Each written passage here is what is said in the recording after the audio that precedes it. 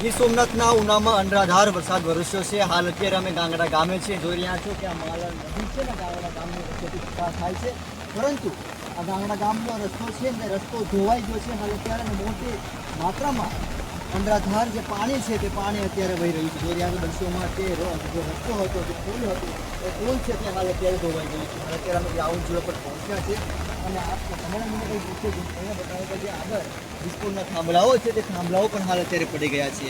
આ વિસ્તારમાં હાલ અત્યારે વીજ છે તે વીજ પુરવઠો છે તે આ વિસ્તારે ગુમાવ્યો છે, પરંતુ આ નદીના કાંઠે બેફામ માત્રામાં જે જોઈ રહ્યા છો કે ઘેટા છે, બકરા છે, તે પણ અહીંયા બચાવવાની કામગીરી કરવામાં આવી રહી છે। થાંભલાઓ છે તે પણ અહીંયા અત્યારે પડ્યા છે। વીજ પુરવઠો છે તે ગઈ રાત્રિનો છે તે અહીંયા બંધ હાલતમાં છે। જ્યાં જોઈએ ત્યાં થાંભલાઓ પડ્યા છે ને મોટી માત્રામાં પાણી છે તે વહી રહ્યું છે। જ્યારે આ વરસાદ મુશળધાર વરસ્યો ત્યારે પશુઓ માટે ચિંતાનો વિષય બન્યો હતો। ગામના એક વ્યક્તિએ તેમના જે ઘેટા બકરા હતા, જે પશુ હતા, એ પશુને અહીંયા રોડની નજીક એક શેડ આવેલું શેડમાં સ્થળાંતર કર્યા હતા। જોઈ રહ્યા છો કે મોટી માત્રામાં ઘેટા બકરા નાના મોટા પશુઓ છે તેનું સ્થળાંતર કરવામાં આવ્યું છે, કારણ કે આ વિસ્તારમાં જનજીવન છે તે જોખમમાં મુકાયું હતું। પશુઓ પણ આ વિસ્તારમાં તણાયા હતા અને મોત પામેલા સામે આવ્યું છે।